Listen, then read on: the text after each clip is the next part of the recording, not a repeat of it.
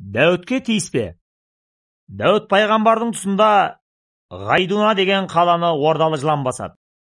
Олардың көптігі сондай күрек басындай жерге 10 жылан сияды екен. Қарсы келген адамға атылып бет қаратпапты. Күресуге дәрмені қалмаған патша ауыл ақсақалдарын жинап кеңеседі. Қариялардың бірі: Дәуіт пайғамбардан көмек сұрайық. Тәңірі тағалаға тілегімізді жеткізіп, мына бәледен құтқарсын дейді. Оның сөзін бәрі қоштай кетеді. Сөйтіп, Дәуіт пайғамбарға хабаршы жібереді. Дәуіт пайғамбар Мақпар тауында ұста екен. Хабаршы ел тілегін айтып көмек сұрайды. Дәуіт кеудесінен бір түйме үзіп алады.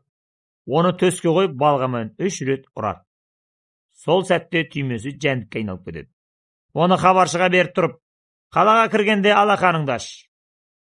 Қалған шаруаны өзі бітіреді дейді. Халқы Дәуітті күтіп отырады. Хабаршыны көріп, Дәуіт қайда деп сұрайды. Жігіт жәндікті көрсетіп, міне дейді. Сол кезде жәндік секіріп түсіп, жыландармен айқасқа түседі. Қылыш қолмен жыланның көзін ойып, бәрін қаладан қуып шығады. Ерлігіне риза болған ел оны Дәуіттің жәндігі деп атап кетеді.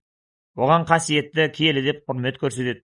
Үйге Дәуіт келсе, пәле жала есіктен кетеді, құт төбеден келеді дейді. Дәуіт бар жерде жылан жүрмейді. Дәуітті жер тәуір жер. Дәуітке көзінен айырылар жылан кездеседі. Дәуітті тәу еткен құр қалмас деген тәмсіл сөздер осыдан қалыпты деседі.